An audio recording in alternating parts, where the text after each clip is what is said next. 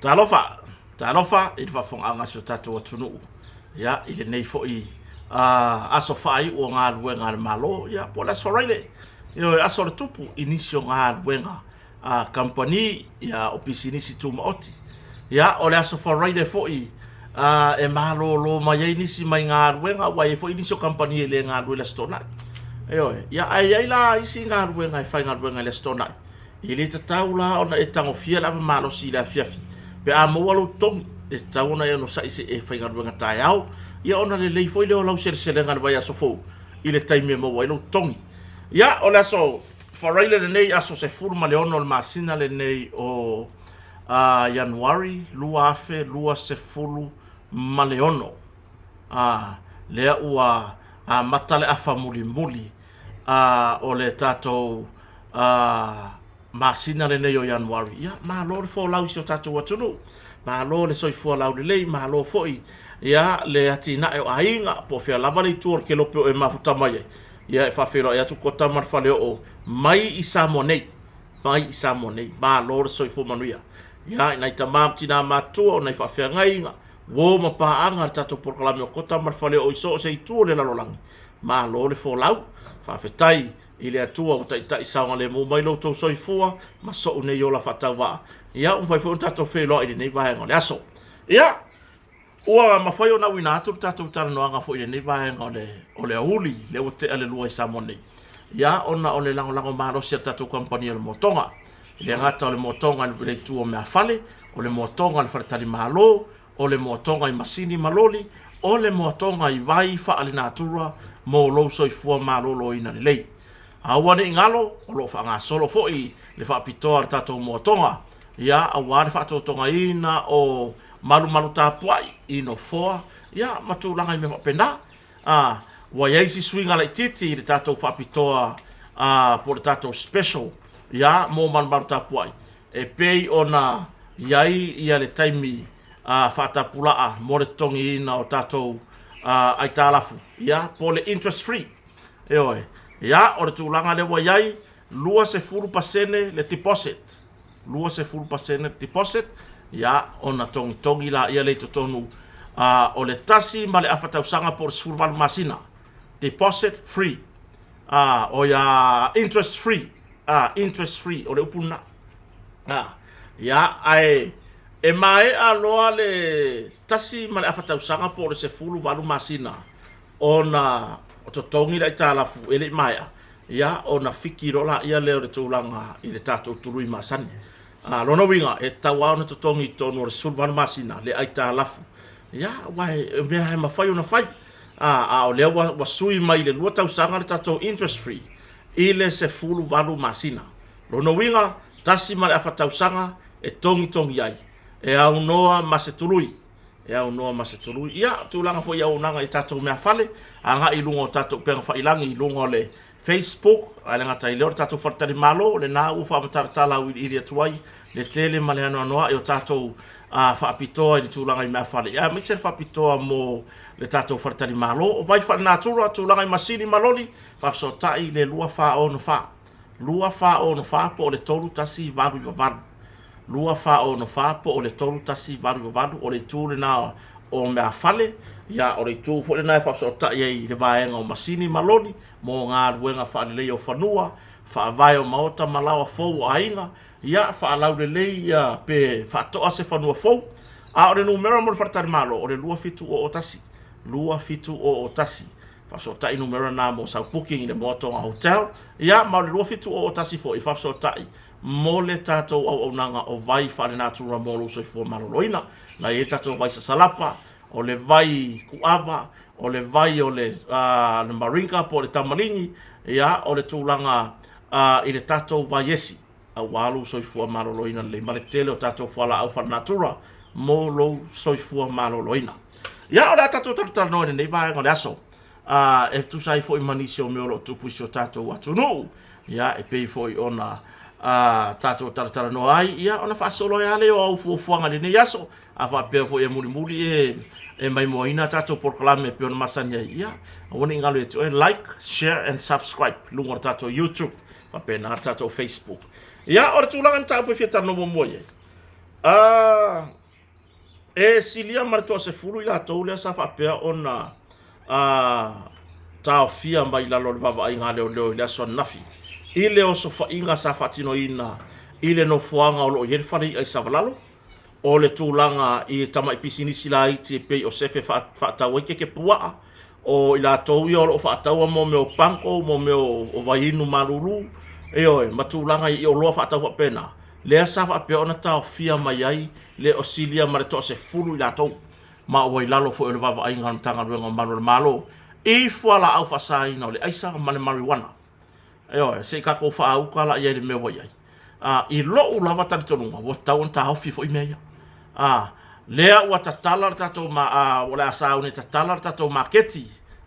fou le i savalalo ai a fai o vaenga ia o lo o whaataua i le taimi le nei i a tatou pisinisi e fai tua mai a ele i tatala ina ele maketi lono winga o le mea nai whaono o i tatou maketi fou le i savalalo leo le atala lono winga o le aku le e male aisa i kokongo le makeki i lo ulava tari tonunga mata i tau lelei i la tau o lo whaia pisinisi ia wa fia i tōlanga i tōla whasain wa tau ona tauwhi wa tau ona awane i tōi whaamatu ua ia i ni lai sene e whaia ia la tau pisinisi e oe pe ia on whaia tō tato proklame na whida e leauri ia i le tōlanga fōi ia te i la tau o lo ngā rurua i lunga wa whangota lono winga o i leisi vaenga lea o lo o alu ia i le tōlanga i whala whasain o i la tau i o lo o i wa whangota e oe ia ai le ngatai lea ia o ila tau o lo whaia pisinisi ia o le whaatau o keke pua whaatau o mea mo whafonga tau mawhale tunu o le anu wako i marakaku whala o whasai ngon eisa i lo ula tari tonunga ma lo ma so o waiwainga wa tau o na tanga iei ma tau filo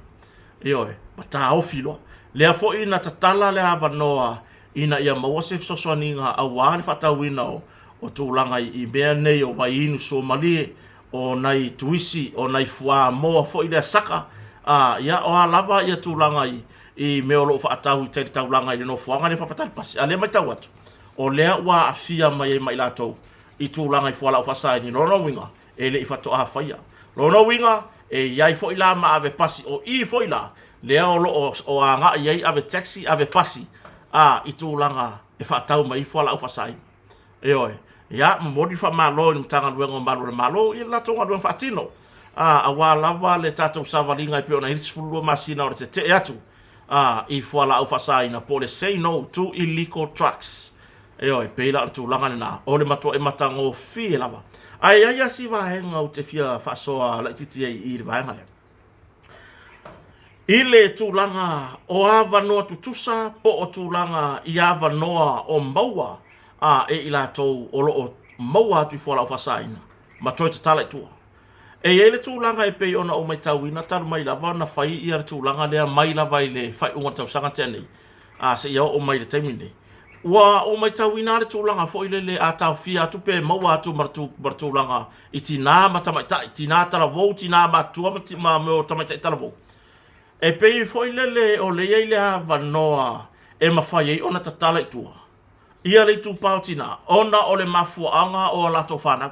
i lo utari tonunga ma la uia vavai ai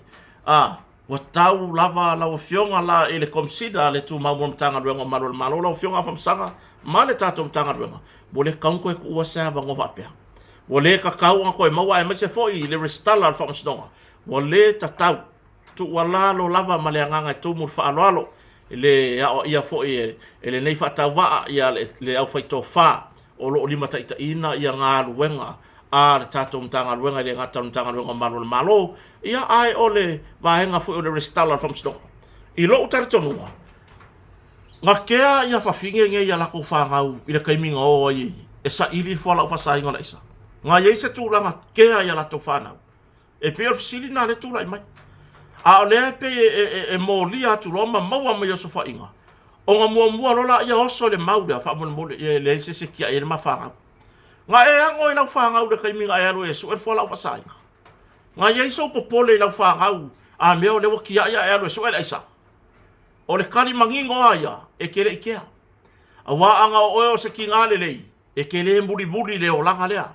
anga o oyo se ki ngā e ola lo mafofau e ke ngofo pea e wa ai lau whangau kuru ka malo e alu pe fai sa ngar wenga le ka malo a fiu lo e fa ku le ai vili lo maleo leo ai le kere ke a foi ngai haru foi Yesu ele me ke le ai o ia ma e ova ai e kere ike ala ila whanga o lea watu se tu ala lo i le matanga luenga male official le restala wa le ta tau ona to e maua e tinane ni ava noa fa pe o i tu ta tala i tu a wa maua tu lo yo sfainga ka o fia i lo sili yar ka o fia fa kasi mo la ko ko lua se i lo ai ala ye yo la tu ai ngai ave la tu fana ala ye yo la ku ai ngai ave la ku fanga a se i kofo i le ka o fia e fa atali le famo sidonga e pei ona faia i le tupa ta ma po ori o lo mau atu fuala o fasaina yo o le ala ta talo to ma le anga fa alo ma le anga e tumu le loto mola bo le ka kaunga ko e mau e ki ngale ava ngore bo le ka kaunga ko e mau le ava ngoa o le ka kala i kua fo i le fa kali le famo sidonga le ai a faia o le nga mau aku malong ko lua i le kulanga i fale po o fea lava lenga maua whakasi a koe leo ngari. Ave loka whakasi. Ave loka. Ele i kea ngi whangau. Ele i angoa i whangau na kaiminga. Nga o ia so e isa mau e ulan isa. Mau e ulan maruanga po le alava. Kai povi po au ma mea ula. Ok, lo walo koe marka e moa. Walu whaasolo a koa so se koe ngā mea le walu. O le melea. I lo utan tonunga. Awangi e bi foa le nganga mau afa mai se whanga wele se vaia. Ala i ko ai ngai vaia ko whanga. Ala i o ko ai ngai se o ko wo o ko ia kinga. Mari ku pau ka mai ka. Si ko wo la ko ke kofo mon mor kafia. O inga e ke ilo ai le ma ingi mon mo le olanga ngofo ko ngor fal pui pui. E ke i fal pui pui awa e ilo ai le kafia le ma ingi o le mea. O ila e pi e awa iso manatu le mele o le waku makakala i ko kinga ai kafia nga o kama. Ya na se tu walalo ai le fa ya ifina ngalo ya malfatinoga o nga ruenga o tou o lo o nga ruru le tula fono o matou ia o sataita pitola au ya na o le fautua ya ma se tu walalo o se manatu vai vai ya tonu ya nga yo ar tu langa na to tele le mo wan na fi ile marketi savalalo ele ngata falia ai ono foanga ya mo na bisinisi la iti ya fa ka wor ke pua ya le longo winga le kioa alu ke pua le ai lo ke pua ke o vai ai lo ke pua wa lele ya se va ai longo o le leilang ka penga ya ke pua pe a foi o la foi ke pua ya wa makanga ka ngofi me ya fa to foi ele ya fia uma la foi pisini sila ti langa ya ila to o le leta pena e ya ila to ele tango fia me ya ele se me la fa inga i fu to fina ngalo ile por kalame aya nga isa o lava tala no nga ya te ila to o afia i mea ya matulanga i fola o fasaina o le tato mta upulo na lua o le mta upulo vale ya fasale le anga numero lua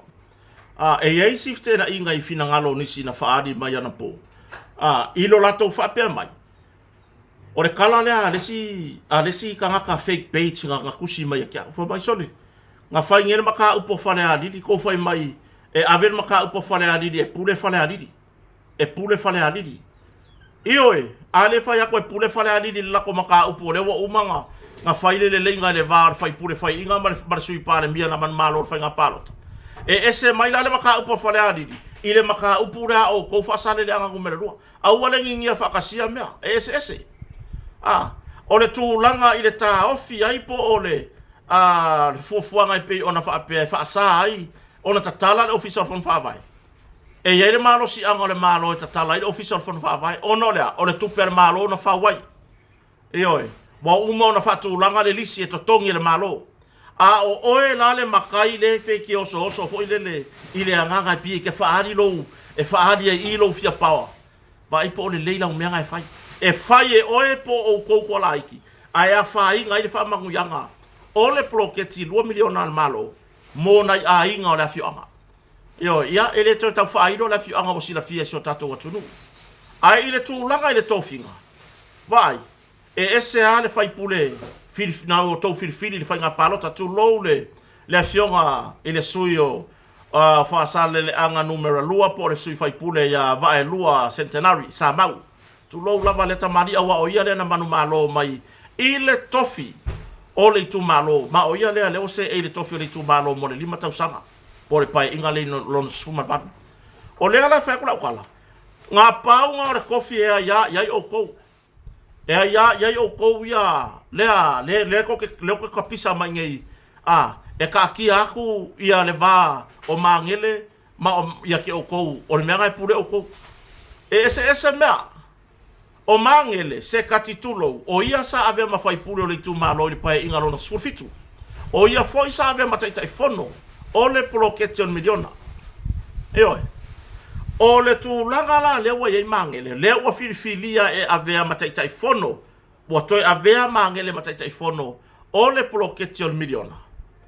O le mea moni aia, e leo se ko finga le kumalo kai fongo. E le pure la le kumalo. Tu lo le tu malo fasale le anga numero lua ne ya fia uma ai e to ai titi a nisi o lo o kuku le afi le kongo le kumalo. O le tula o le vaenga po o le ngaluenga, po o le tofinga, o le taitai fono, o le proketion miliona, 2 miliona le malo, o le kofinga le ngā, ale malo, e le se kofinga fasale le anga ngumera lua. A fili la le malo ma ngele se kati e a vea mtaitai fono, e pule la le malo, e lea ia o kou le ku malo, ko ke lea ia le kofinga lea, o le kofinga lea, e pule ai le malo, onga o le malo e onga. O le malo nga fasala laua le avangoa mo i lako uma sa kauvar whainga paloka e kalo sanga inga ia avangoa inga ia nga vaa i le avanoa lea o le taitai fono mo le ploketi 2 miliona. Ai ale mele nga iai. Nga o maangele nga kalo sanga. Whaika ngie kau kala ko nguku ai nga kalo sanga la le sui whai pure le nga mangu malo. Lan men kou le fesile le whai pure po lan men nga le kalo sanga ai. Lan men nga le nga kou le fesili tu lou lava le whai pure o tula i mai o le HRPP. Lan men kou le fesile po lan men nga le kalo sanga ai. O le ngei ua whai le kou fa me ka ki aku le kou maka upu ka ki aku mangele pule oko. O le mea moni aia. O le tō whinga o taitai fono, o le me pule le malo, e le pule i o kou whaasane le angangu mera lua. O le ofisa foi o le fono whaavai, ua i lalo o le malo, o le kupe le malo nga whauwai. E oe, o le lisi foi ngai ku o le fono whaavai, o le lisi, o le totongi le malo. E oe, ko ai kiki ya o kou le whaia le kau whaaleanga lea i tō whinga. Vai, ke rola kala mongia e le mawai se lumana i le lei o le tu malo ko me ngai fai nga o le fe ai nga ye o le ku malo e oe ava fe ai aru ngai me i mele ofisa fon fa vai ku sala valu tu lo le la fio anga o sala valu pe tu se sinu o le tu malo ai vali yang o lo mo ko yang afia ko fole mai la ko le la ko le malo tu lo pa anga ma wo kota mar fole o i le fio anga o iva tu lo fo isapora sal malo por bang fa upai fa totua ile tu sa motas ai fai sa o war kala ya ki la ko le i ko mena au ale o i ka inga au ale o i ka inga la ngai le ka un ngor mele le o i ka inga o le alu le ka inga e ve vela le me ke ku mai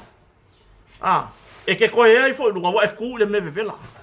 ia u ka ko lo uma o le ale me ka o le me ve vela le wa ku o le faula e oi au ala le o i ka inga ma va ai le kanga ngai kuo ko fau ngai ya fai ai vai ele mo se mako kupe ya oi e mo won mako kupe pro ke ki 2 miliona le malo po le ar fai mai e fai au pisingi si o a mau pisingi se fai ele mo se mako kupe ele manguia se si ya oi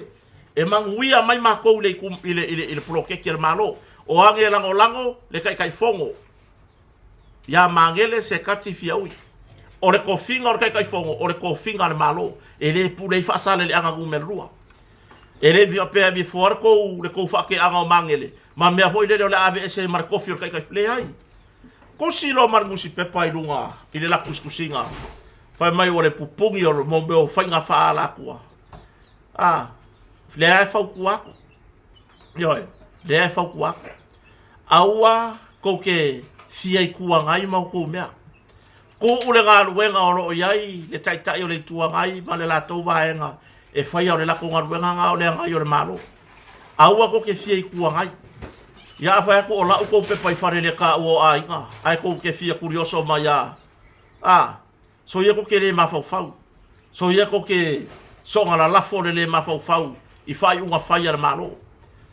A fai a ua filifilia e le pisa si ma ngele e avea ma taitai fono. O le fina ngalo fo ina o le malo. O le fina ngalo fo ina o le malo. E oe. Ai le fa apea o le kulanga i le filifilinga ai ko woi fai kala male o le mea mua le fia ka uaku nga apa lai le sui magu malo o fasale le anga gumera lua o le kari le ai o inga fo ila e ka kaunga koso mau e le sipi o le nguku o le kusikala le kusiso or kala le e oe ma ba aya o le erita le wo umanga ba kule warning ya ki oe e oe we can come straight to your place at Vaitileuta and teach you a lesson, a good lesson for you. Ele o sea ko o vale le fa yela o mele. Ba ai ke o aku, ba ke o afe fa po se ya ku lo fale I vai ke le ka kale ala ya le. Use your common sense. This is not the right place fa yela o sikai le. Lo ka fa le anga le malo. E fasi o e Samoa. Oi lo. E akilenga e pongisa I lau sikai ni nga le fau kuaku. E akilenga e pongisa nga e pongisa akili I lau sikai ni nga. Ko nga ruenga mameo kuskusinga e whaasanga ni malo. E whaia e kaka Samoa ia wao le lako waku. Oe sipi. Sipi. E oe. Awangi e koe kaukala I lualo hunku. E oe. Whaalongolongo mai fo ila le ko alua Samoa o le erita le ale muspepa la pseva. Faukua I loko alua. Faukua. Walaka mai are kaimi. Le wo faukua aku e ki avese faukua ka le lei loko alua. A fio faukua e faulu malo kia I loa. Kuli halu fiki. Kuli halu fiki. Ke ua whalpui a koe sesi gei. O tu langa na. O le tatou mata upu mune muri. I le nei vaanga le aso. O le swinga. O le toe swinga o le whainga pārota mo sa whata numero mo mua. E o au e tō alo pūlou mai o te whawhetai I le tamali I o winga. O le nei tamali I po le nei tamawa a vea ma. Ko me sina o le whainga pārota ale atunu. Ese le matango fie mo le tangata e tūra I mai a vea mataitai ma whaururunga o se vaenga le malo. Ai whaaloalongia se whaaiunga a le malo. E oe. Mo mori e wha malo le fionga komsino whainga palota le fionga e tole a foa John Stanley. E oe tu sai fo I malana whaatou whaala inga. I le wha mamna maina o nisi o fesiri na fesiri ngia ia le au tu stala. Ia e tu sai ma le toi fesuia inga. O le whainga palota a sa whata numero mua. O le vaenga sa whapea ona mana ia I lau whanonongo o whatanoanga whaftaia le ilu am sene mo le live mai o le tatou whatanoanga ma le komsido whainga palota. O le tūlanga lea e pei ona fisiringi ai le swinga. Ai whai mai le tali le fionga komsina. E nate whaaloalongia le whautuanga a le kāpeneta. E nate whaaloalongia le whautuanga a le kāpeneta. Mana tua. Na fale anga ina no whamasinonga le no fua mo sa whata numero mua. Le sa se e iai ia le tina ia anapu seve tei fui mono. Na fale anga ina lo le no fua lea. Au mai loa male whaalinga le fonga whetalai. E longo hai le officer komsino whainga palota. Ua fale anga ina po ua avanoa le no fua lea mo sa whata numero mua. Le sa se e iai le sa ave ma min star. Ole matanga luenga o sio manga ma le ofa natura. E oe. O le tūlanga la le na au mai e lo le tusi a le fofonga petalai. A o lai whaanga solo le isi mata upu whamasinoa. O le mata upu whale alili numero mua. Le ana manino le le sau noanga le fionga le komsino whainga palota. O le tūlanga I le whamasinoa. I le tūlanga ingi paloka laiki. Se ilonga e mahea ia le tūlanga. O whainga o whamasinonga, o whaatosina, o lo whaanga solo nei. Rono winga, o lea ua o toe whamanatu mai e tā ua lava le tūla whono. E oe, ai o le saunoanga lava ia le fionga komsina o whainga palota, po le fionga e tole foa, tu ia whelolo. E manino ia, na au mai loa I le tusi a le whonga whetalai ua wanoa le no foa lea mo sa whatanu me mua. Ye lol manatu le ofisa whainga palota o le atapena whainga palota ono le ua o mai le tusi. ai ile finangalo lava yor komsina fa nga palota ele au mai ele fofonga fetalai ele fionga fonga fetalai ia se aso e fatino fa nga palota ole aso e pule ai le komsina fa nga palota po ole ale aso e fa ile palota la titi le ala na ta pena ai le palota la titi mo le fa moe moe ole palota la titi e fa atino ia ile aso a hono February o tau sangane ia a o lea ua toi au mai le whaaringa ua toi to loa se iai se taimi e tasi alma fuanga len tiutilo iai le na whamanino me le fionga kom sino whainga parot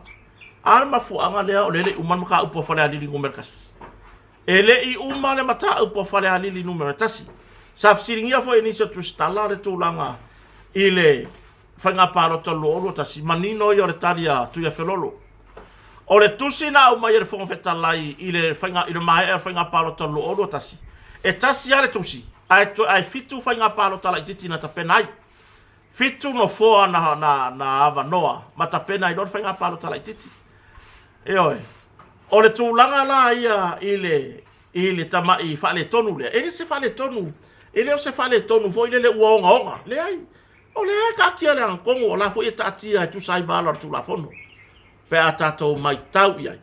Ma nino ale fina ngalo tu ia whelolo. Se ia mai a whainga pālota ia le whamasinonga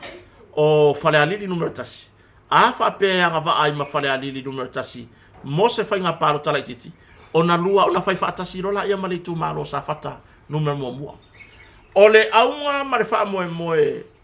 O le uia mai tau ma lau wa ai le fina ngalo. O le komsina o whainga pālota. Ese le mangingo.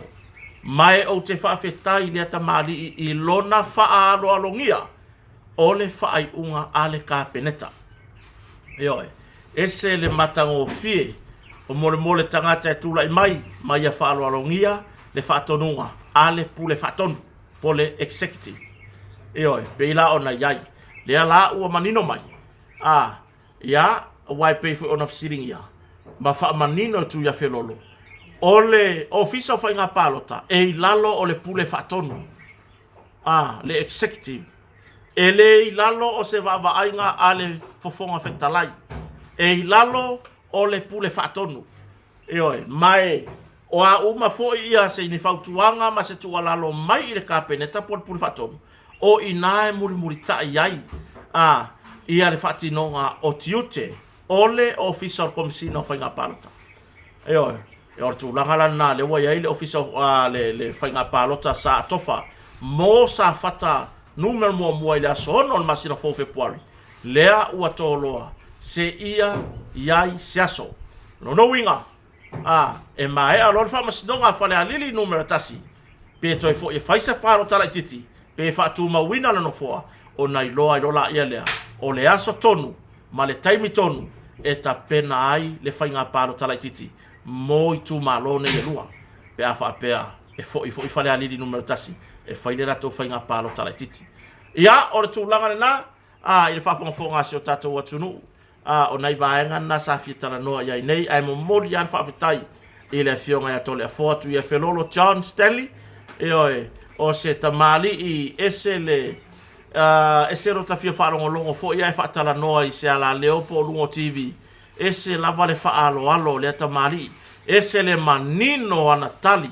e tali ai le atunu ia ai mai se tu stala ini vaenga o lo ofisiringia vi ia le atua watu lai mai le nei tamali e nate amana ia le tūlanga ole whainga malo po le pūlenga whaatonu pe ona iai vi ia le atua ia ele o mawhai lava o na whao e ni porkiki ele elea ia le fina langalo po le tūlanga lango le tamari ia e tu sai fo i mare whainga malo tūlai mai ale whātua tua i le atua sa mo tasi ia marataita inga le fionga le pārmia le fionga le la aude le mari atoa o le atoanga na tato proklame nei taimi o le auli mo mori whaataisi o tato atunu o le whaatasi mai vi ia le atua o tato au mai le nei taimi o le fiafi ia i tato nunga o lo manuia se o tato atunu whaafetai tato sponsor au tu le fionga ia sala po le fionga le whaarolonga ia rupe matasila ma le tato a inga na motonga ia i le whaawau peo na lango le tato proklame o kota marwhaleo whaafetai fo le precise Samoa precise digital i New Zealand ia sunga ya mase te os mase mole la ona ngoi tato proklame ai mole nei taimi fa so ifua ia manu ia tele tau manga le fiafi isi o tato atunu